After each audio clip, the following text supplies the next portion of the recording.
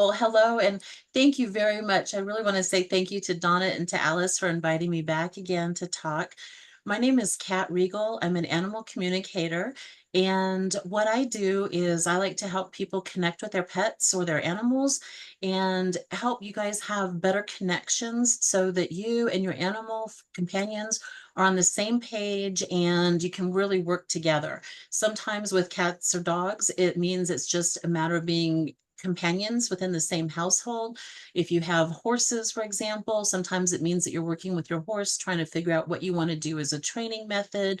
And then recently, I've had people who've contacted me asking about all kinds of other animals. And I've been talking with cows, sheep, um, goats, and desert tortoises lately. So it's like it doesn't seem to matter what kind of animal it is, as long as I have an idea about where they are, what they look like, I can connect with them and then help share information. So for me, it's just an amazing opportunity to be able to work with animals and the people. I've learned a lot of things from the animals over the years, and I'm happy to share some of that in this conversation with everybody else.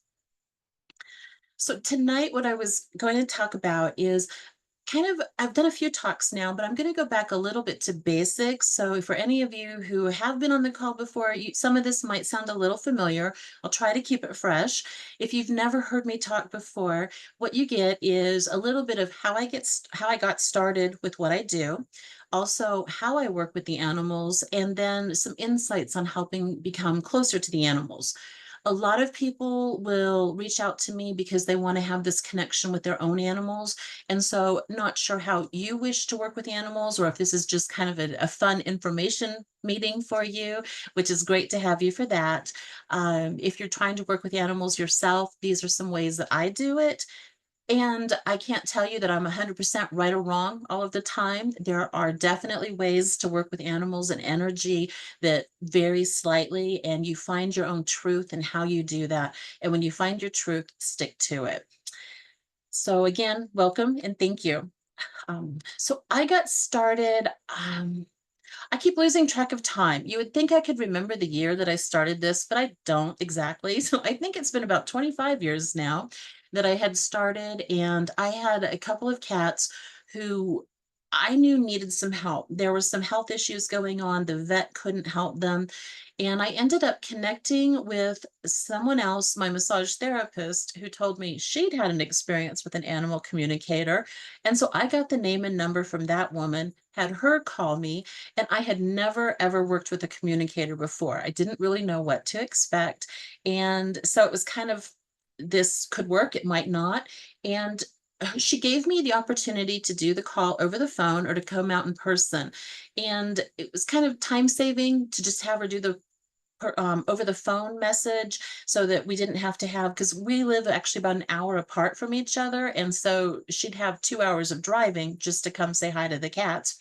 And when we started talking over the phone, I figured, as a skeptic to start with, I couldn't give away clues as to what was happening with the animals, and she would pick it up from them. And she did. I had only contacted her about one cat, and during the course of the conversation, she ended up picking up I had a second cat and a fish tank full of fish, and I really hadn't talked about any of them. I was not on the phone anywhere near the fish tank, so you couldn't hear burbling in the background or things like that. And as we talked to the one cat, she was able to pick up that his belly was hurting and that he was having problems in the litter box. And that was a big yes, he's having problems in the litter box. Poor cat was straining to go. He'd be in the bathroom like 2 rooms away from where I was sitting, and I could hear him trying to go. And I'm like, this isn't right. And it's not comfortable. Nobody should work like that at all. It kind of reminds me, there's a commercial on TV where someone says, it's like, when you're trying to go, does it feel like you're passing a pineapple? And I'm like, I'm pretty sure that's how the cat felt, and I'm like, not good. When we'd go to the vet, he couldn't find anything wrong. He just said, well, he's an older cat, try giving him Laxatone, things like this. And I knew that wasn't helpful. And then when I talked to the animal communicator, she gave me some other ideas, things to try. We tried them, and it was much easier for the cat to go to the bathroom, much more relaxed for him. And then I had noticed when I was talking with her, his ears would twitch. So I could see him moving his ears, and I knew he was listening to somebody, not me. And the other cat was completely ignoring everything that was happening. When she asked if I wanted to talk to my second cat, I was like, sure. So we switched over to the second cat, and my second cat was a hoot. She was like, well, I'm really glad that you wanted to talk to me. I thought you were just going to take all your time with him. And so she was really happy to be part of the conversation. And one of the things that she told us was that I did not have any place high up for her to jump or to climb, and they were strictly indoor cats. I lived in a condominium society, and you just don't want your animals out with all the other neighbors. So I went out and bought a 6-foot cat tree. The cat loved it, and her favorite game was to sit at the very top of the cat tree. And when I would walk out of the hallway into the living room, she'd be sitting up on top of that tree, and she'd tap me in the forehead every time I walked by. And I was like, really? And she was telling me I don't pay enough attention to her. So that was her way to be like, I'm here. You need to play with me. You need to see what I'm doing. Let me know. So it took me, I'm a slow learner. It took me weeks to remember, look up before walking by the cat tree. But I finally did. And then I would play with her. And she was a lot more fun after that, too. Um, so from that experience, I thought this was fabulous. I'm like, if I had known this about my cats, if I had been able to ask them, if I could have talked to them ahead of time, I could have helped the one cat go to the bathroom much more comfortably months earlier than he did. I could have had more fun and playful time with the other cat than I did. And I was just going through the local community college catalog and found that this woman offered to teach classes. So I went and I looked him up, and I thought, you know what? I love to try new things. I love to learn something new. And I went and I signed up for her class. And when I got into the class, the first thing she taught us was how to open up. Throughout these last 25 years, I really feel like a lot more people are able to get more experience now. And a lot of people, especially coming into a conversation like this, because of the work that Alice can do too, a lot of people are much more intuitive and already tapped into that. So you may have had your own experiences where you've been like, oh, I wished I could have done this, or you've actively been working to have your intuition levels come up. And that's the one thing that I didn't know I had. I learned how to open up.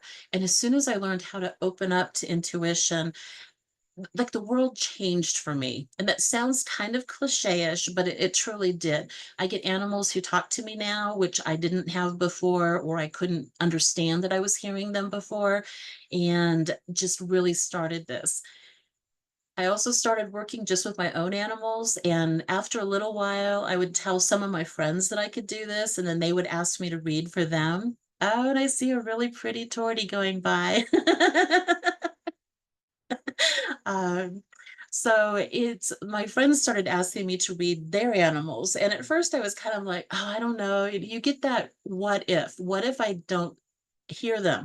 What if I can't give them information? What if they feel like it's the wrong information? And one of the biggest things I've learned to overcome over the years is getting rid of the doubt.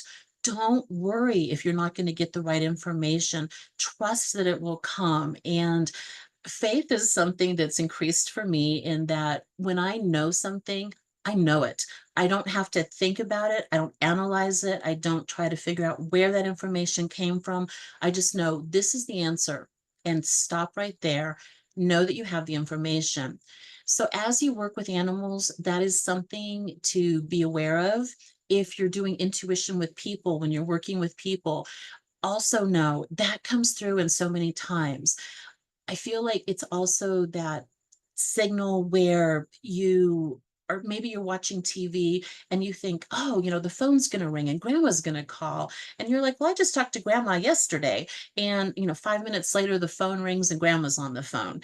That's your intuition. When you started thinking about it, well, I talked to her yesterday, your brain gets in the way. You start chatting with yourself. Try to let those thoughts go away. Just know, oh, grandma's going to call, and just wait for that call to come in.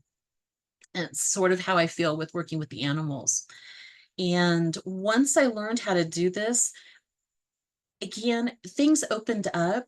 Um, times have really changed over the years, and I find so many more people are much more accepting. Again, I think intuition, energy work in general, light work, and I think of myself as a light worker because I work with like the highest powers, the light of the world, and try to draw in the lighter, higher powers to bring my answers, help me get this information. And so, as a light worker, I think our work is much more accepted as the years have gone by. More people are doing this, more people are involved, more people feel like we have a more holistic approach to different things, whether it's personal health, animals, yourself, knowledge, just learning, trying to get along. And so, working with that has been something also to me very interesting and something I like to share and just kind of encourage. The light brings the light. Keep doing those good things, those positive things, and more positive things happen. The way that I work with an animal or a person is I do my work over the phone, predominantly over the phone. I will travel to some places sometimes. Usually for special situations, it might be kind of a fair setting where I do very short readings, maybe 15-minute readings, and just kind of like it's an introduction to people and sort of move a lot of people through a shorter, like a lot of people in a short amount of time when I do those shorter readings. I've also been fortunate to connect with a few of the horse boarding stables here in Tucson. And so they'll invite me out to the stables. I'll sit at a picnic bench and I'll have the owners of the horses just come by and I'll do readings for like 10 to 12 people in a 3 hour period and just kind of help them see where they are with their horses. Horse people are fun in that because they all work at the stables, they know each other. They know each other's horses, and they also had a trainer who worked out there. And so, a lesson that might come up from a horse, I had some where one person would see the horse's behavior, but the owner might never see that behavior. And so they kept going like, I don't think that happens. And you could see all the heads nod around the table. They were like, oh no, they do that when you're not around. So people could see other aspects of their animal and their behavior with the horses and the stables. And for riding, uh, lessons that we could give. Like some horses would tell me that when the trainer would ride them, they were like, oh, the trainer's really strict. We have to stay on focus. We have to stay on task. We just go, go, go. And they go, I feel worked out really hard. And people were like, well, that's good. What does it feel like when I ride them? I would ask, how do you feel when your owner rides? And I've had quite a few horses come back and go, well, my owner's great. They're kind of nice, but they don't pay attention. They look over there, they wander over there. They don't tell me what they want me to do. And so a lot of times when I'm working with riders is we have to let them know you need to focus with your horse, focus with what you're doing, tell them what you expect to do. And it does a couple of things. It lets the horse know what they're going to do, what they're going to focus on for the day. It also puts a picture in the person's mind. And out of talking and communicating with animals, some things I've learned, it's the people. We have to change. We have to do something sometimes a little bit different, and it's hard to make our own personal changes. So when I'm talking to somebody and I know it's a person that needs to change something, it can be harder to give that message, even if it's coming from their animals. So if you're working with other people and trying to help them connect to their animals, sometimes you have to do it in a way that helps them feel more engaged, but not scolded, for example. So with a horse who tells me that their rider doesn't pay attention, one of the things that might come up is like, oh, okay, when I'm making up names here, just totally making up names. When Jenny, the rider, goes out to ride Bubba, the horse, Bubba's like, oh, Jenny doesn't stay focused. She's looking at the people who are over there and what that person's wearing and what's in the trees. And the horse is like, so she's all over. The reins are everywhere. And so I've told Jenny, oh, Bubba says that it would be helpful if you could look through his ears so that you're both focused on where you're going. What direction do you want to go into? And a lot of people will come back later and they'll say, like, oh, you know what? Next time we went riding, I kept looking through his ears and we had a much better ride. Things went so much easier. And it's like, it's that way that you help connect when people can see what that change is. Something worked better. They got the result they were kind of hoping for out of this. It works easier. And there's that connection again, helping the horse and the person have that better connection. Um, as I work with the animals, I always like to introduce myself. So when I'm talking to somebody, like Lisa, if I may use you just as an example here, you showed me that picture of Skeeter. So I got to see Skeeter right there. So you didn't have to describe, but I don't have to actually see a picture of the animal. Somebody can tell me colorings, markings, so special, what they might look like, and breed, helps. And as soon as I hear the name and a description of what the animal looks like, or I get a name in the picture, I usually see an image, and that image sort of floats around out here for me. And so I'm kind of looking at the person, and I can look at their animal up here. Obviously, their animal's not right there floating over their shoulder, but it's where I get to see them.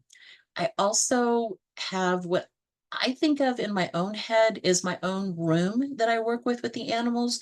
And surprisingly, it looks like the great big circus ring in the middle of a three-ring circus, how they have like kind of that little bumper that just, oops, sorry about that, goes in a circle. And then I sit on one edge of it, and I put the animals I'm talking to on the other side of it. So if there's more than one, they'll usually line up on the other side, and then as I'm talking to them, they come into the middle of the ring. And so me and the animal have a connection. When you have multiple animals, the other animals like to listen in. They don't always join the conversation. Sometimes they will. So let's say you have three dogs, and you know that one dog is chewing on shoes, but you're not sure which dog is chewing on the shoes because you've gone to work.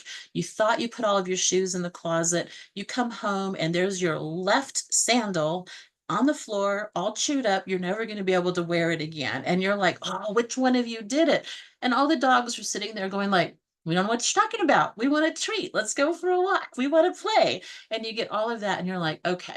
So I can come in, and I'm like, hey, your human tells me there was a sandal on the floor. And they're like, oh, yeah, yeah, yeah, yeah, we saw that shoe. And I'm like, okay, well, your human tells me that there's teeth marks in that shoe right now. And like one strap is chewed through, and that person can't wear the shoe anymore. And you guys have any idea how that happened? Oh, yeah, yeah, yeah, yeah, it was chewed on. I'm like, oh, so it was chewed on. Well, who would have done that? Two of the dogs will look away, and the third one will look down. I'm like, oh, you're the one who chewed on it. So you can tell that way. They'll give themselves away. They'll give me a look. They'll give me that face. And if the one who maybe doesn't look down, they don't, animals don't usually lie, but they don't like to always admit that they did something. And so, like, let's say that third dog didn't look down, but also tried to look away. His two buddies are going to be like, you need to look at him. And so they'll point, or they'll tell me. Um, Sometimes, if an animal's not really sure what's happening and there's more than one in a household, I'll ask the first animal whatever the questions are. And if they can't answer, I'll say, hey, do you mind if I ask your housemate?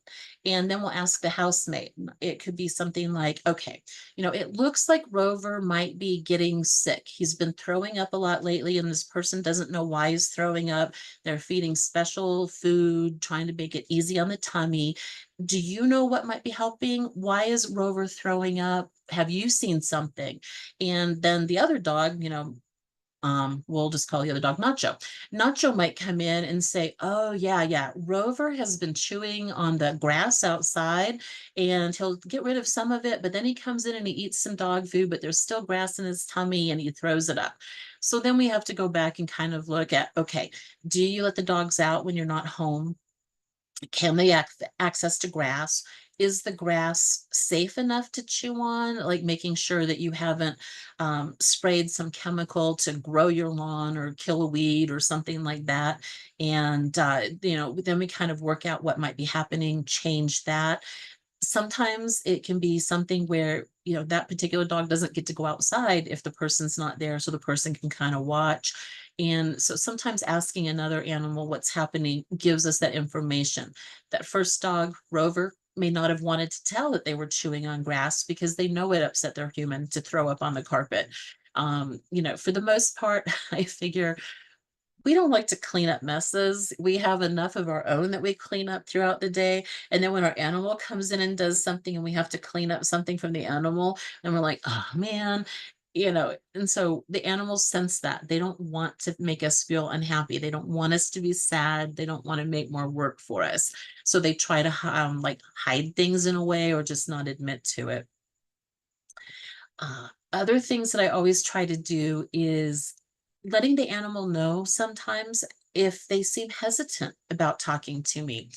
There's times where this comes up maybe a little bit more if an animal's sick. I recently talked with a dog, Bentley, who was not really feeling very good. He was having some like cancer issues. There was a tumor happening. His liver was starting to kind of like let go, if you will. And it's like in my head, the image he gave me, it was like I could see the liver and it just dissolved into nothing when I was looking at it. And I was like, okay, there's something really wrong with this poor dog's liver. And the person was like, we just recently found out about it. The hard part here sometimes is like with humans, sometimes you don't know you're sick. You don't know something is that bad until you get symptoms. And a lot of times it's too late to do anything. The man who'd had that dog had had him for 15 years, which was a really long time for the dog because it was a big dog. It wasn't one of the smaller ones. And he just had this really terrific connection with his dog. The dog did not want to let him down, did not want to let him go. And so we had to do a couple of sessions where we just reassured the dog that there's no good or bad, right or wrong answers, that we want him to be able to share information about how he feels, that his person will help him in any way he can, and will deal with what happens afterwards, but that we wanted the best for the dog. And it after hearing that the dog couldn't give a good or bad, right or wrong answer, he was like, okay. He goes, I'm tired. He goes, it hurts. I don't feel good. I don't want to eat. He keeps wanting me to eat, and I just don't want to. And so his difficult decision was letting the dog go. Um, since then, we've talked with the spirit of the dog, and the dog is just like excited. He's like feeling so much better. There's a spirit, there's no pain, there's no discomfort, there's no fear. They just really have the good feelings that you get: love, happiness, joy, curiosity, excitement. And so, as spirit form, it to me it sounds so opposite each other, but in spirit, as much as they miss being with their person physically, they're still right there present with their person. And this gentleman had actually taken a trip. He wanted to go visit some friends in another state, and he hadn't wanted to go because the dog couldn't go with him. And I'm like, oh, don't worry about it. I said, the dog's already packed. He's in your suitcase. He'll be sitting in your lap. He'll be staring out the car window while you're driving. And he's like, "Oh, I'm so happy to hear that." And I'm like, "Just know those little sounds you hear, the feeling you get. You'll be at your friend's house getting ready to get into bed, and you're going to feel your dog get on the bed with you. You know he's not physically there, but that sensation is him being there." So our animals in spirit form do a little bit more with us sometimes, especially in locations that they couldn't have gone to in real form. I also like to thank the animals. So inviting them into the conversation whenever I start having a conversation with the animal, I always tell them, thank you for being here. I call out to them, I use their name. I let them know that I'm talking with their person, that I'm going to talk with them telepathically. I want to be able to ask them questions, but I will also give them an opportunity to ask questions or find out if they can get something more from their person. So it's not just we want all the information from the animal. This is a conversation. It goes two ways. Both sides have to be engaged, and we want that. So the animals feel like, okay, sure, I'll give answers. I can tell you a bunch of stuff, and then I get to ask for things too, which is nice. And I always thank them at the end of the call. So thanking the animals for being part of the conversation is really important too. It lets them know that I value the time that they gave us, that they were willing to share that information. And it's just when I talk to somebody, I usually say thank you, or there's some sort of a closing. You don't usually have a conversation, like, so two people talking and you're like talking, talking, talking, then just, poof, you just disappear from each other. So there's usually some kind of a closure, and saying thank you is my way to close with the animals. It also, something I've learned from them is that a lot of times people have expectations, like they love their animal. Obviously, people love their animals. They want them to be there. They want them to be part of the family, but we don't always think of them as a true member of the family sometimes. It's just kind of like, oh yeah, here's the dog. So if the dog kind of feels like I'm not really valued, I mean, I have a place here, I get to play with them, or I get to protect the kids, or, I guard the house, whatever the job is that the dog cat thinks that they have, sometimes isn't enough. But when we talk to them, inviting them in, giving them a chance to share their information, giving them a chance to have their voice heard, really can help them feel much more valued in the family. Sometimes in a situation where you might have a sorry, I'm picking on dogs. I feel like I'm picking on dogs tonight, and I'm not, but they're just like great examples here. So, a dog that maybe barks a lot, and the people are like, "Oh, the dog just barks all the time. We don't want it to hit bark all the time. What do we do? What do we do?" Talking to the dog, finding out, why are you barking? What's happening? What's causing that? Why do you need to use your outside voice inside? Once we kind of find out what that is, then they can be like, "Oh, okay, I don't have to do that." Sometimes they feel like their person doesn't know what's happening outside the house.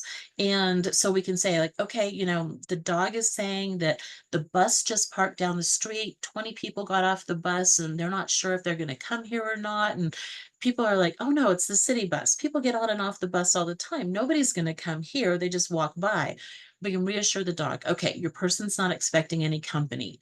A situation like that, I usually tell the person or ask the person, tell your dog, if you're expecting company, tell them, okay, on Friday, Cindy and Betty are coming over. We're going to do book club. Great. Now the dog knows who's coming, the day that they're coming, and what they're going to do. So they're expecting that.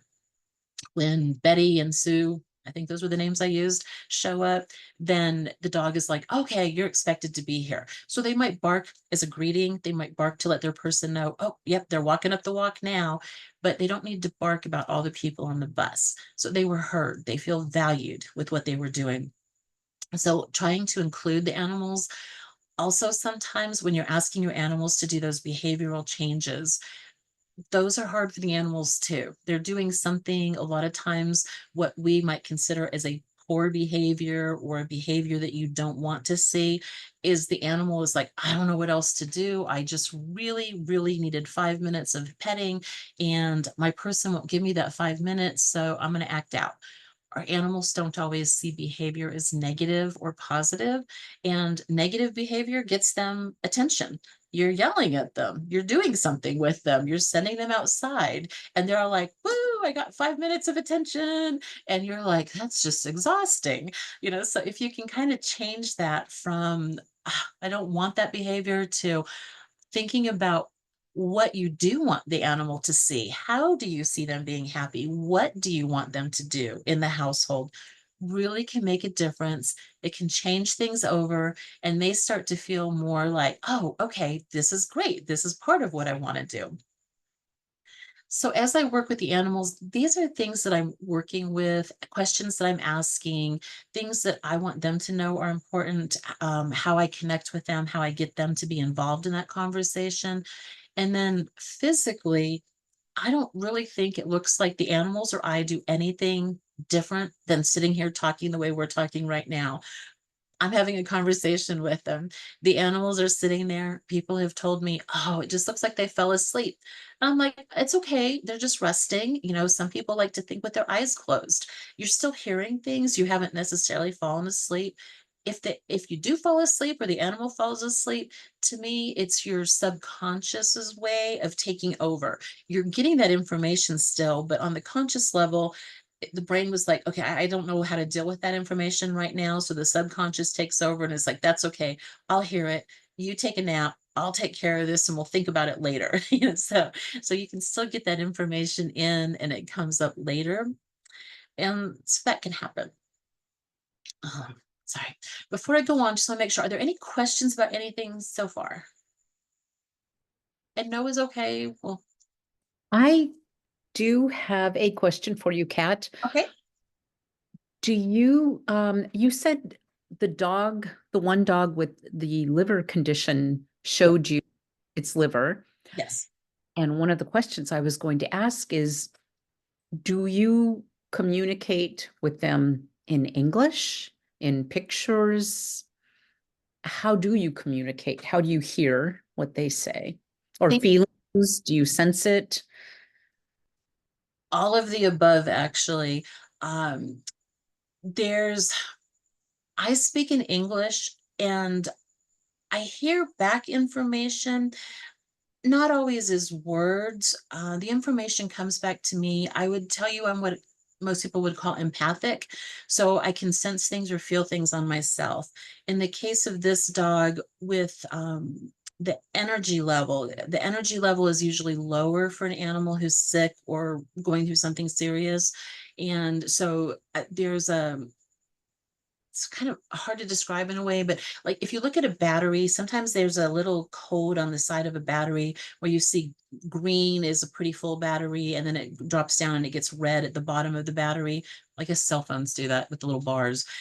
It's kind of like that. I don't see bars, for example, when I look at an animal, but I can sense, okay, this one has really high, good energy. I feel good. I feel excited. I want to move around. If the energy is really low, I tend to feel tired. I kind of like sink into myself even. Um, so it's that sensation comes through and I can feel it. Once I recognize and I go, okay, your energy's low, then it shifts back and it's just me, my energy that I can feel. If I've talked to an animal who then feels like we've either resolved an issue or they feel like they've had good communication, they've been able to share a lot of stuff, oftentimes that lower energy will start to perk up a little bit. So I can tell, okay, there's been a change, there's been a shift. The animal's acknowledging yes or agreeing with it. We've got all the right information out. I will hear words sometimes. There was a horse I talked to one time, and the horse told me, um, I want to eat a hot dog. And I kept hearing hot dog. And I'm like, okay, you don't usually feed a horse a hot dog. It just doesn't seem like something that they're going to come into. It's not like there's a hot dog bush out there in the wild, you know? So I told the person and I'm going like, okay, I don't know. Sometimes the information means absolutely nothing to me, but it's not me that's getting the message, it's the person. So I told him, okay, your horse wants to eat a hot dog. And the lady started to laugh and she's like, oh, she's like, well, she goes, we have been doing a lot of barbecues, and the barbecue picnic area is right next to where her stall is. So she can see us eating those hot dogs. And I'm like, well, she thinks you all look really happy when you eat them. And so she's really curious about what is this hot dog? Why do people get happy? And so the lady said, she goes, well, I don't think I'm going to give an actual hot dog, but I'll give the bun to the horse. And so she gave a hot dog bun to the horse. And next time we talked, she's like, oh my gosh, she goes, the horse loved that hot dog bun. So now every time they do a barbecue, the horse gets a hot dog bun. In the grand scheme of things, I don't know how good a hot dog bun is for a horse, but you know, if you only get one once in a while, maybe not too bad. And the horse feels included. So that can come up.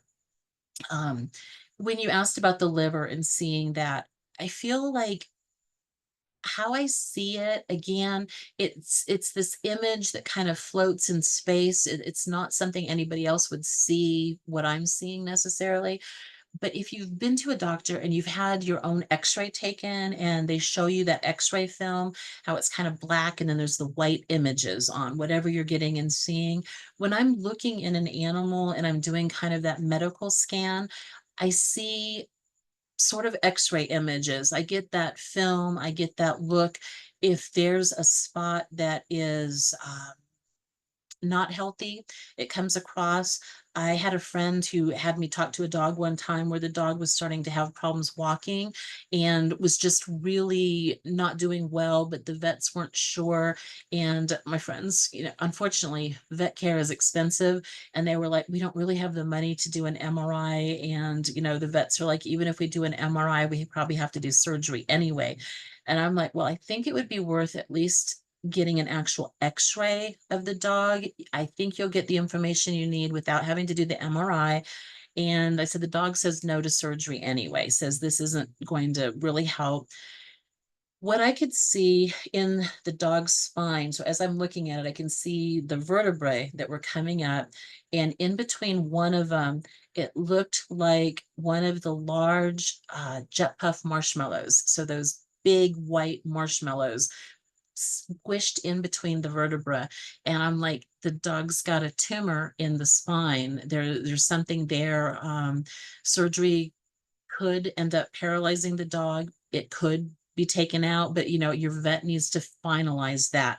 The dog is saying that they don't really want to go through that surgery. They feel like the recovery is going to be a lot. They don't think it's going to be helpful. So this is the information from the dog, what I can see, but now you need to take this information, go to your vet, get that x-ray. So they were like, okay, we could do that. So they take the dog to the vet, they get the x-ray, and the vet confirmed what I had seen, that what was happening was there was a tumor in the spine, and they actually had determined it was not actually an operable tumor. And so the dog was just going to end up paralyzed and or in pain. And, so again, one of those unfortunate, it's like helping the animal not have pain meant that we were ending the life, but the dog had been like, no, I'm okay with that. I don't want to do surgery. I don't want to be in pain. So the dog was okay and was on board with that decision. But when the people came back and they talked to me, they said that they were looking at the x-ray and they said it looked like a marshmallow. And they were like, you could see the vertebra, and they were like, you could see a marshmallow. And they're like, how did you know? Have you ever seen an x-ray like that? And I go, no, but it's what I see. When I look into them, I see it. In this case with the liver, this is more sci-fi in a way, I think, to describe it, where I could see this organ sitting there. And then in like sci-fi or movies, or like if you do computer graphics, you can do things where it's like it pixelates and then it just disappears. So you have something and it's there, and then all of a sudden it's gone. And that's what I saw this liver doing. And it doesn't necessarily mean that the liver is going to disintegrate like that, but by having it disappear, it meant the function was going down, that it couldn't support the body. It wasn't cleaning the blood the way it needed to. The nutrients weren't coming out of food and getting into the body of the dog. So it's just like by dissipating, it meant it wasn't working. It wasn't doing its thing, but it was the way to give that image or to help the person understand what was happening. In some cases, I've seen things like that where if an organ shows itself as just disappearing or dissolving, it is truly a shutdown of the organ. Um, Sometimes it is that it truly is disappearing. Livers are funny organs. When they get damaged, they get really delicate. And so you can look at it and it looks like it's whole. But if a doctor was to go in or try to do surgery or do something, the livers do disintegrate apparently. And it's kind of a weird thing, weird thought to me, but it can happen, people, animals. And so it's just the way I see it. Um, and without really asking here or anybody saying it, but I feel like I had a question about like, do I see this in people? I actively choose not to look at and read people. I don't want to know. I don't want to be able to tell them or have to tell them. I don't really work with people. If I work with people when I'm talking to animals, it's because the animal brought in somebody else. I don't think of myself as a medium because I don't work with spirits of other people, but there's been times when I've talked to animals and they'll bring in a person. And I had one lady one time who told me that the dog kept waking up like at 3 in the morning all of the time, kept waking her up and was acting completely freaked out. And she just could not figure out what was happening. She tested for strange noises, like alarms going off in the house that she wasn't hearing, somebody like a neighbor starting up a car going someplace. She had done like all kinds of things to try to figure out what happened at 3 in the morning that made this dog just freak out. And so I start talking with the dog, and this woman had not told me that her husband had passed away, but the dog kept saying, her husband's here, the man is here, he gets inside of me. And I'm like, okay, so here you are. That first thing that hits you is the practicality of a dachshund having a full-grown man inside of it. Seems a little squished on the man's part. It's like that's a small dog. And in energy form, we don't have those same kind of constraints. So the man could get there. And what was happening was this man had passed away. He was missing his wife. He felt like she was missing him. And the only way that he could try to get back to her, have any kind of connection, any physical touch, try to let her know that he was okay, was to come down, get into the dog. And then she was holding the dog. So in theory, she was holding him, and he was trying to comfort her back for that. And being able to see that, it was something that we were able to let the man's spirit know that, okay, yes, his wife missed him. She was happy he was still there, but that the dog wasn't really that excited about body sharing. And so we asked his spirit not to do it. And the dog said maybe once in a while, if the man asked and didn't just try to get into him, it would be okay. But they did sort of settle that down. And I found out that the man had passed like 3 months before that. So the 3 months, 3 o'clock in the morning, what was coming up and what was triggering, and they felt like that connection to the threes was going to help the woman understand what was happening better. Um, so I think that kind of wandered off from your original topic or question there about how do I see or feel it, but it comes in lots of different ways. I tend to take all of them together. It's very rare that I just get one method, one thing to hear. Um, though when I first started doing the readings, it was more like I needed to see a visual. This is something that I also think of as watching silent movies run. So you kind of see the action playing, you see what's happening, and then I have to interpret what did they just show me and explain it to the person. And that was one way that I can communicate with them. And so the silent movie works out where this is the image, this is how the action plays out. As I started doing that a little bit more, hearing a word on top of it, and still to this day, this is like, many years later, I don't usually hear them talk back to me in sentences the way that I talk with them or the way that we're talking. And if I hear a word, I know really strongly pay attention to that. That is very important. The person needs to hear it, or it will trigger something that makes sense for the person. And so hearing words is really important. Um, the empathic feel is something that I have learned. There's times where if I know I'm going to do a reading, I don't ask for information ahead of time. Really, all I want to know is the person's name and phone number, who I'm calling, and our time and date that we do that. Then once we actually start the call, then I get the animal's name, I get their description, and then I make the connection to the animal. So this is what a lot of people would call a cold reading because I want that information to come from them. But I've had instances where there will be something happening where I had a really bad stomach ache one time, and it was just like my stomach kept hurting, and it was one of those things where it was like if I didn't know better, like I've never been pregnant, so I don't know what that really feels like, but I kept going like I feel like I'm pregnant, and I'm like that just isn't possible. And when I started talking with the bird, she goes, something's wrong. It just doesn't seem to feel very good. It's not eating. She's like, do I need to take it to the vet? And when we start talking to the bird, I asked the woman, I go, is it possible your bird is pregnant? And she's like, oh, no. She goes, there's no male bird. These were parakeets, I think it was a parakeet. And she says, but she goes, oh, she goes, this bird many years previous had had an egg get stuck and it couldn't come out and it didn't do whatever it needed to do for the bird. And so she's like, now that you say that, she goes, some of the behaviors look very similar to what happened before. As soon as I had mentioned that, that feeling of being pregnant was gone. My stomach wasn't hurting anymore. I didn't have those sensations anymore. And so in this case, animals will sometimes reach out to me ahead of time. Their person's already told them that we're going to talk, and the animals are like zooming in on me, and they're like, "Ooh, you're going to talk to us. I want you to feel this. You're going to know I'm here. You're going to know this is me." And then once we start that conversation, they take that sensation back, and I don't have to feel it, but I can describe it, give it to the person.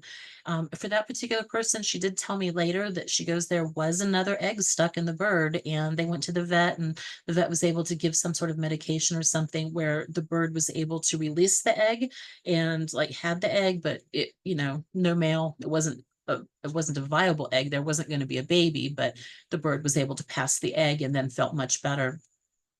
Um, so it's interesting sensations I get that clearly I don't have some of these body parts. I can't do some of the things the animals do. But if I talk to, let's say you get a dog who's been out for a walk and he steps on a sticker, and that sticker's stuck in between the pads. You come home, you're looking at your dog, the dog's messing with their foot, you kind of check the foot, you can't really feel the sticker or something in there. When I start talking to him, I'm like, no, I go like, the sticker broke off, it's under the skin, it hasn't broken out or come through. So sometimes I'm like, try a little bit of massage. If the dog will let you, soak its foot in some like Epsom salt water, try to ease it up that way. And sometimes those things will come out so I can feel what's happening. But I laughed. The other day I was talking to somebody with their dog. Something had come up with arthritis in the hip and in their back right leg. And as I'm talking to her, and I go, yeah, my right hind leg. And then we both started to laugh because I stopped talking. I don't have hind legs. I just have legs, so I find that I use words sometimes that will come up and just sort of get that sensation from them, what's happening. And it looks like I just had a question. Sorry, it kind of flashed about talking to your pet per se. Um, I don't usually use these calls to do that, but if it was like a quick question, I would be willing to take like one question about a pet.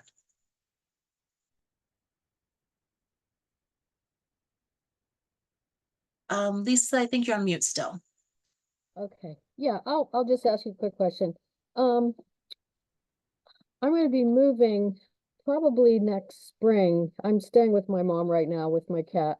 Okay. So I'm wondering whether my cat would enjoy having a cat companion or a dog companion because she's very sweet, but she does like to roughhouse. And two cats are a lot to clean up after. It might be okay, but I thought maybe a small dog she'd be okay with. So what are her feelings about that? So this is for Skeeter, and when I Yeah. asked Skeeter about a companion, Hmm. sorry. Okay, sorry. Skeeter's funny. Skeeter's like, because I think the companion's more for my mom. I don't need somebody else. So if you felt like you didn't need to have another animal, Skeeter's really okay with that. I am getting, though, that Skeeter would have a preference for a cat. It doesn't feel like there's a lot of experience with a dog, maybe some, but not a lot. And Skeeter says that a dog is a lot more work than you think it would be because you have to walk it all the time. And she feels like the dog would chase her, and she does not want to be chased. So where that's at, I think if you do make the move, letting Skeeter know, you know, that you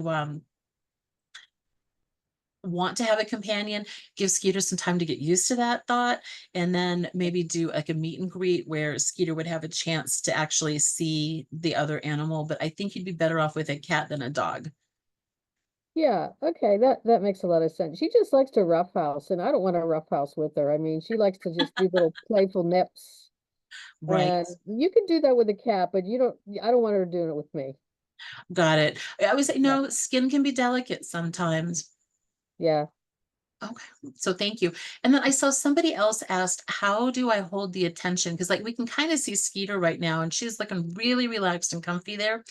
Um, Uh, when I talk with the animals, they don't have to look like they're doing anything different. What I had done is like I didn't do everything out loud, but as we were talking in my head, I was like, Skeeter, I'm on the phone with your person, and Skeeter, will you be part of our conversation? And then Skeeter, can I be your voice? So I use the animal's name 3 times to get the attention so that Skeeter knows I'm Okay. actually truly trying to connect with her and not Right. just like random examples here.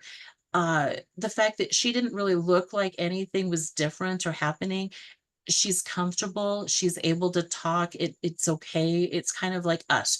If we're not on a Zoom call or like, if you're talking with a friend of yours, you might be on the phone, you may or may not be fully dressed, you might be in your bathrobe, your pajamas, just having a conversation. It doesn't matter what you're wearing. And that's kind of the same thing with our animals.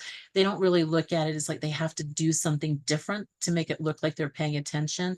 And so now that we've asked that, and I just say, thank you, Skeeter. And she knows, okay, we're done. I'm going to let go of her. So now if I say her name, it may be more as just an example. Okay. Thank you She for was she was watching the screen from the beginning. She was, some of them do, some of them like to see that, some of them want to be a little bit more engaged.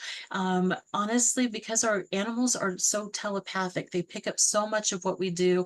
Like seeing this on screen kind of let her, like what I do. It was that introduction. She got to see pictures of what we look like, and then as we Mhm. talk, she's like, okay, she can tap in more telepathically and get the information.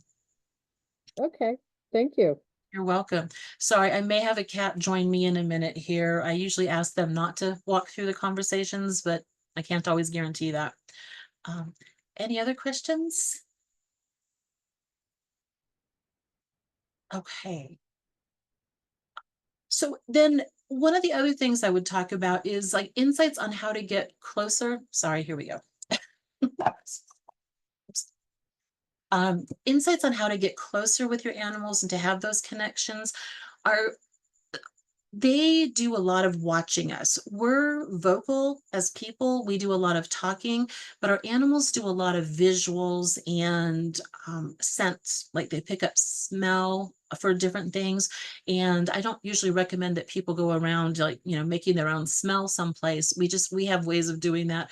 Clothes we wear, sweating, glands in our hands, our feet, things like that. We have a scent about us that we put on everything that we touch. We don't usually smell it or ourselves, but our animals pick it up. And so if you were going on a trip, for example, and you feel like, okay, I have somebody who's coming into the house, they're going to be cat sitting for me, and I want the cat to feel comfortable. I want the cat to know I'm going to come back. One of the things I'll tell people to do is take a sweatshirt or a shirt that you've been wearing, depending on the time of the year, or maybe the day that you're going to take that trip, shower, dry off with that towel, but put the towel, that shirt, someplace where your cat can lay on it or be next to it. It's your freshest scent from right then, and it lets your animal have a spot or a feeling that they can be closest to you. You can let them know, okay, I'm putting this here for you while I'm gone. You can come sit with my shirt, touch my shirt, and I'll be back in 4 days. You know, our cats, dogs, our animals don't usually like look at the calendar. They don't usually watch the clock, but they can definitely tell days. They can tell time. They have a better idea about what's happening than we think they do sometimes. And so if you say, I'm going to be back in 4 days, for them, they get that image of like, okay, the sun comes up, the sun comes up, the sun comes up, the sun comes up, you're back, so they feel that, they understand that. And so letting your animal know how long you're going to be gone and giving them something that reminds them of you while you're gone is great.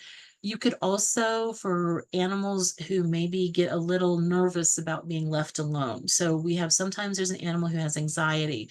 They don't want to be at home.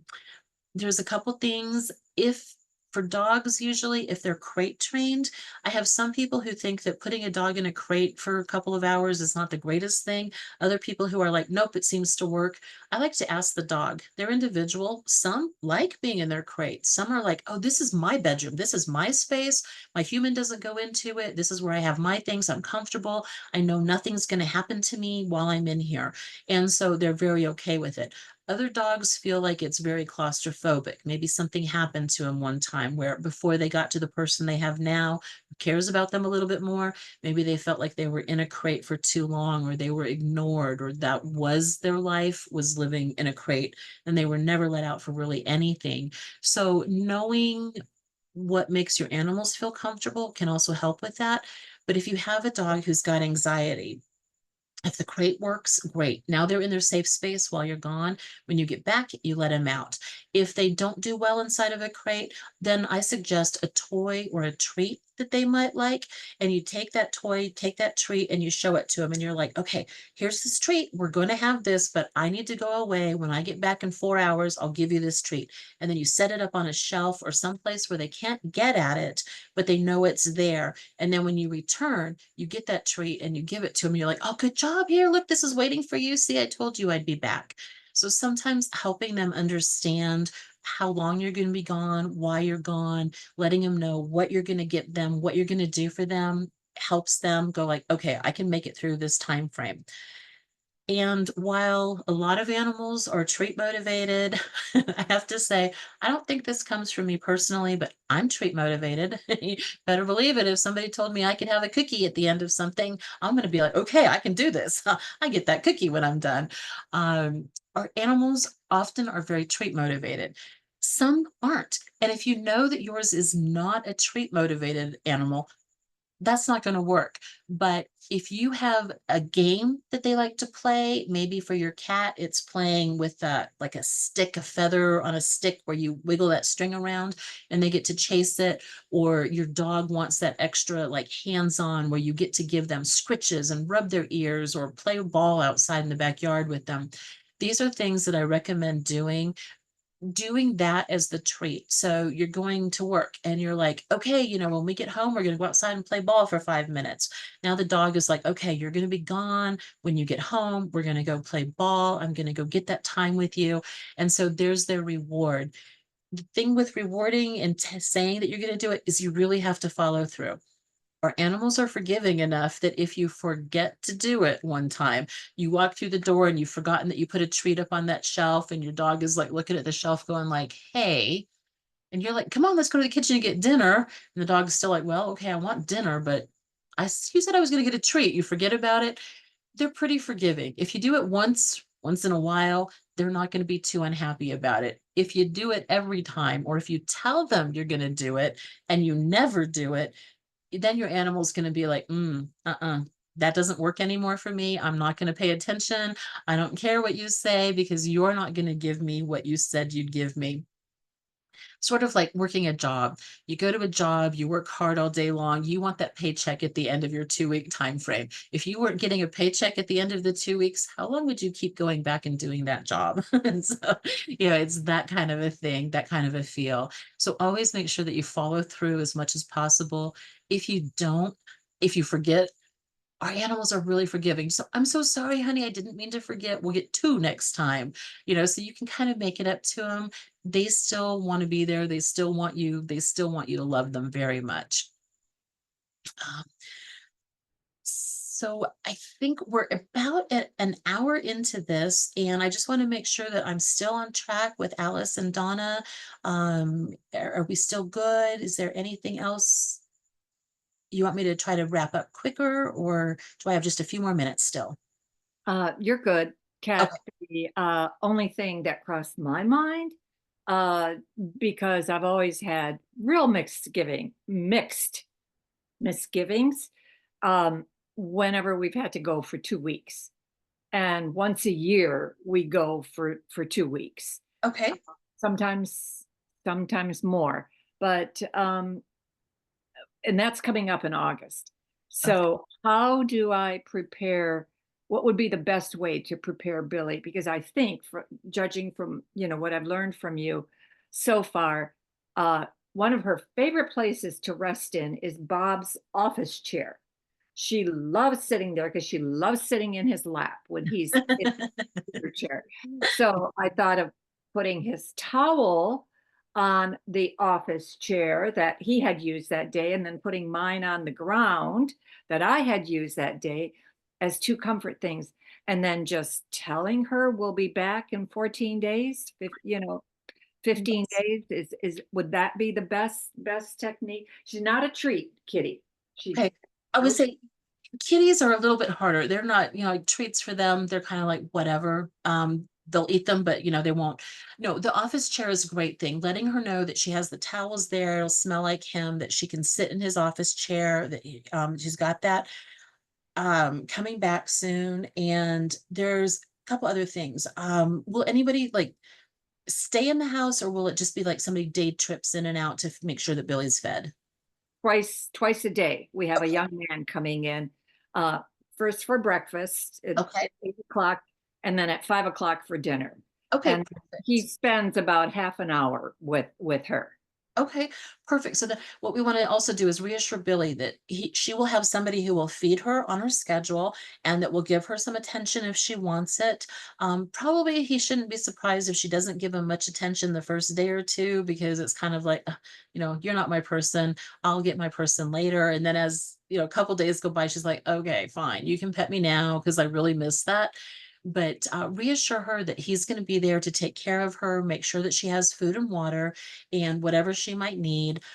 And while you're gone, you can also think about her. So if you get a quiet moment wherever you're going, it might be in the shower while you're brushing your teeth, something like that. Or if you do any kind of meditation, if you're sitting there, if you give a minute or two, you can actually think of Billy. Picture her face, picture her, and say, Billy, Billy, Billy.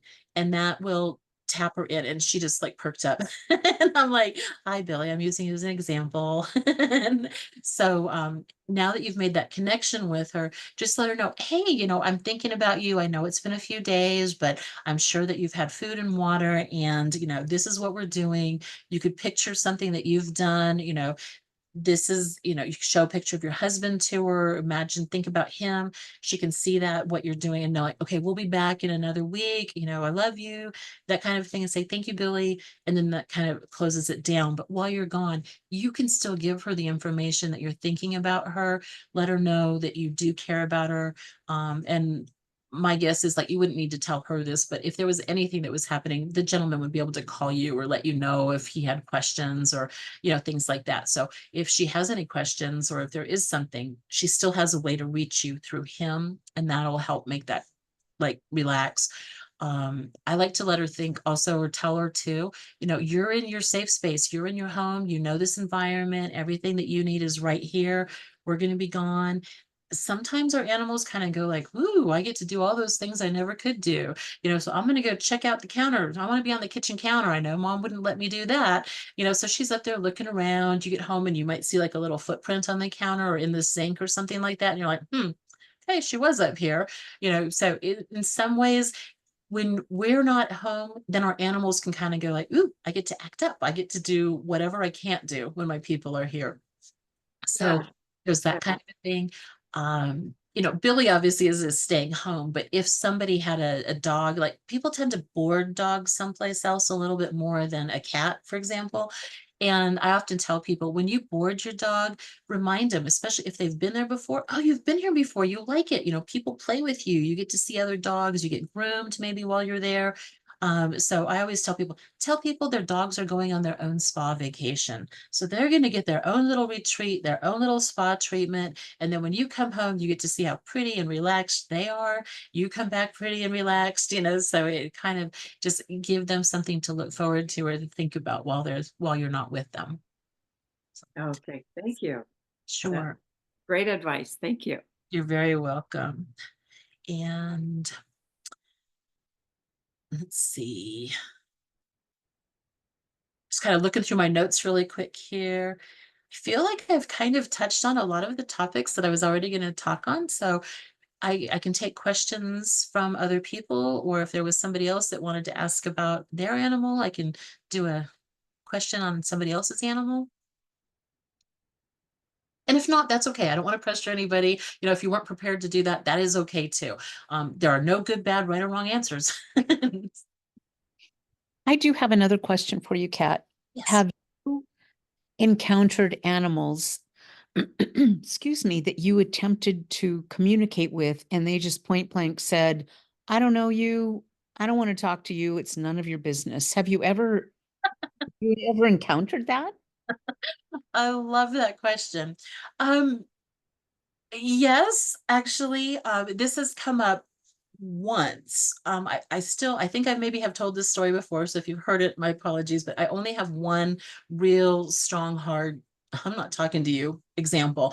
And this was where a woman came to me one time and she had traveled with her husband from, I don't know, Pennsylvania, I think it was, to Arizona, and they had landed in Tucson, and they had been 3 days on the road. And essentially what they had done is they had loaded their horse in the trailer and driven out to Arizona, and that horse was in that trailer for 3 days, and then unloaded wherever their stall was that they unloaded. Very different environment for the horse, really green, kind of cool to hot and sort of dry. And when she asked me, she's like, I just really need to know what's going on. Why is the horse so upset? And so I tapped into the horse, connected, introduced myself, and I'm like, hey, may I be your voice? And the horse was like, no, I am not talking to anybody. And the image I got was like, with horses, you don't usually look them straight on because the way their eyes are, you have to sort of stand off to the side of them. And the horse went from turning to the side to give me straight on. All I could see was its butt and tail. And I'm like, okay. And so I sort of stepped to the side again, trying to get the horse's attention. And I was like, I'm really sorry. I hope I didn't upset you, but your people do care. They want, and he's like, no. And it just turned and all I got was the butt.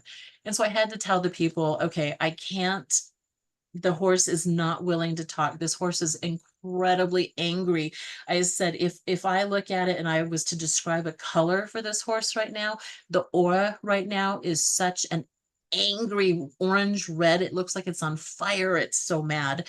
And I said, I can try this a slightly different way. And in the case like that, I asked to talk to the horse's subconscious.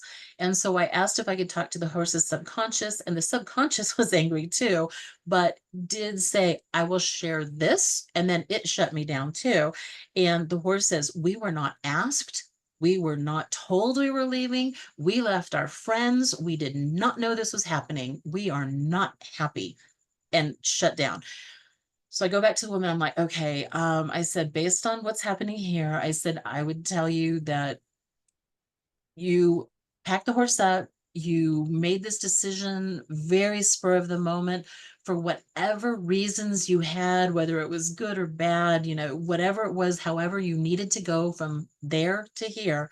I said, your horse left friends, didn't know it was coming, didn't know it was going to have to travel, wanted to stay there, enjoyed where it was living, spent 3 days uncomfortably in a trailer where it couldn't move around. It's stiff.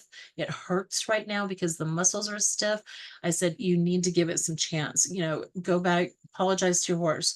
And she goes, what? And I go, just tell your horse, sorry, flat out, I'm sorry we moved you so abruptly. We had to do this and we didn't want to leave you behind. We wanted you with us. Apologize to the horse. And I never really did get an outcome. I never heard back from that person. So I don't really know what happened. But when I kind of asked the universe, because sometimes I'll ask universal forces what might be happening, or is there something I should be aware of? That one came back as like the horse eventually calmed down, but needed to have that apology. Because it was like, why did you do this? Why did you pick me up and move me? I was perfectly happy. I had no idea we were doing this. So that can happen. Sometimes animals can be reluctant to talk to me. And if there's more than one animal in a household, there's ways to sort of get around that. If an animal's hesitant, if they've never been able to talk to a communicator, if they don't realize that people can do this, sometimes it comes up a little bit more with an animal who's been in a very negative situation. People like us on the call right now, we clearly care about our animals. We're invested in them, their love, their well-being. Not everybody is like that. And so sometimes an animal comes from a situation where people treated them as a thing, a piece of property. It was like, you're here because I want you here. You're going to do what I want. I always say, like, if you're going to have that attitude with an animal, buy a book about it, buy a statue, move that statue where you want it. That statue is going to do what you say. It's going to sit there. It's not going to move around. But a real live animal has free will, has thoughts, has feelings, and they're going to go through things. So if we get an animal like that, they may not be comfortable talking to me. They may be unsure that I will actually share what they really say. And so there can be sort of a mistrust. In that case, I ask them to wait and to listen in on the other conversation. And I talk to a different animal in that same household or somebody close to them. And then the first animal can hear what we say. They can hear how I relay the information that that other animal gave so that they know that I'm telling what the animal said. Then often they'll come in and they'll be like, okay, I'll give this a try. I'll talk with you because you did what you said you were going to do. In cases like that, building trust back up from an animal can be tough.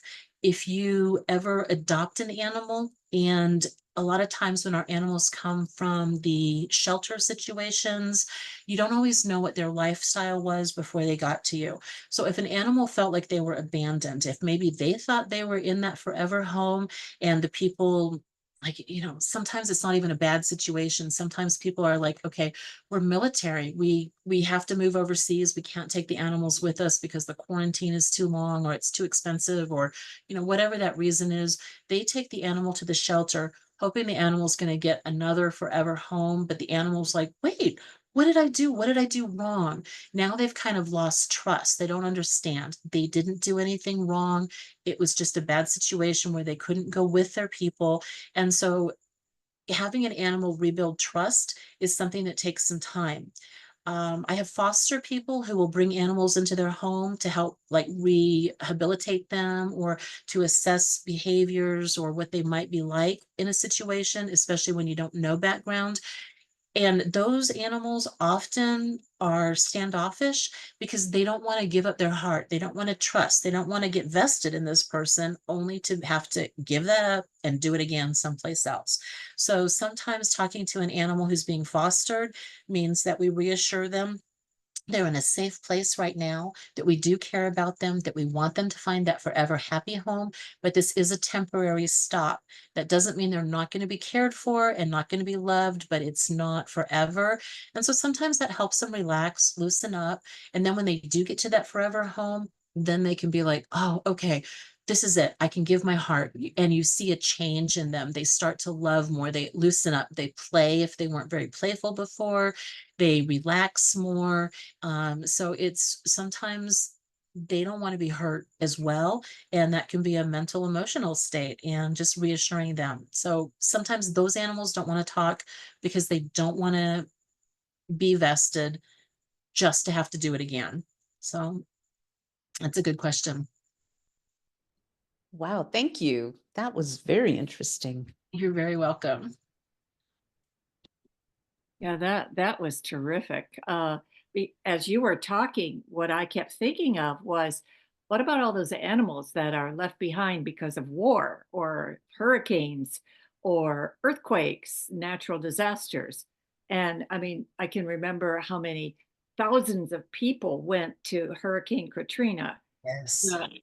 New Orleans to help rescue animals, as It, well as people. and that's a great thing because in situations like that, just for the natural disasters, wars, even wildlife fires, there's times where I'll just kind of go into a meditation and I'll just try to send out just an overall blanket feeling or statement to all of those animals, knowing that, there were just situations beyond anybody's control that people couldn't help, that most people don't want to leave their animals behind. And for whatever reason, they got separated, that there are other good people who will try to help reunite them if they can. But if they can't find who they were with, they would like them to be in another safe environment, another person who could care for them.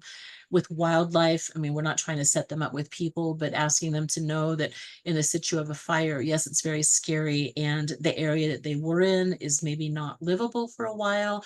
But if they can like share habitats with each other, and then as the grass grows again or the area becomes more livable, then they can move back into where they were. So I'll often ask wildlife, can they share with each other to help compensate for situations where they were forced together where they might not have been. And missing animals like that, sometimes it's like people are like, or the animals are like, we just really miss our person. And it's like, well, we don't know how to get you back to them. It's like, they do say microchipping is a really great way to try to connect, but not everybody registers. So even if you microchip an animal, if you don't register, it doesn't happen. Sometimes microchips can get lost or slip around in a body. So they think that they were microchipped, but then they can't find a chip later. And, so different things happen where it's not always. I always kind of laugh and it's like, we give kids cell phones. If we could only give our animals a cell phone or like a little GPS on a collar, and it's like, okay, when you get to the corner of Fifth and Main, you've gone too far. You need to push that "Bring me home, mom" button. It's like if we had those little things in our animals, it would be great. I suspect we would still have some of those animals who'd be like, tough dog. I can go down the street. I can watch out for myself, and that happens. They get all these things where they don't always want to pay attention and listen. So just like kids, just like adults. So, Yeah, well, thank you. you're very welcome. Let's see. And I saw a thank you. So you're very welcome to all the guests that have come in. And I think we've got about 15 minutes, but I didn't know if you wanted to do a closing mention, or are we closing for anybody tonight? Um, what I'll do, Kat, Yes. is I'll do a closing prayer, and I thank you so much for this. I absolutely love your presentations, and especially, you know, after my corgis died, there was a big void, and then Billy comes into our life. She was actually owned by my daughter-in-law, and decided when they brought her here for Thanksgiving, like 3 Thanksgivings ago, she chose not to leave. She chose to fight when they left, and came out 10 minutes after they left, even though they spent 2 hours exclusively trying to find her. So, anyway, but let's just do a closing prayer, and, I just wanna summarize, it's funny because so much of what you talked about, I was thinking, "God, this is the same thing you do for humans." It Yes. really isn't different. And that made me um, like get a whole different perspective on how to deal with this four-legged little person. So anyway, all right, very gently close your eyes, deep breath in, exhale. Dear Mother, Father, God, divine, infinite spirit, source of all that is. We thank the angels, the archangels, the ascended masters, the Reiki masters, and all the beings in spirit. And we thank all the four-legged beings who occupy this earth, who are here for our learning, for our pleasure, to help us, to comfort us, to love us, to be loyal to us. And we expand our energies and our light to include them as sentient beings into the whole fabric of the universe. And we understand, thanks to people like Kat Riegel, that there is one universal theme on this planet, and that is that we are one. We are one with all other sentient beings. And it doesn't matter how they show up in our lives, why they show up in our lives, when they show up in their lives, but we include them in the light of grace, and we hold them close to our hearts while we have them with us and after they pass out of our lives. We thank all the beings that are there for us. And we thank Kat for her tremendous knowledge, her wisdom, her experience, her love, and for her sharing.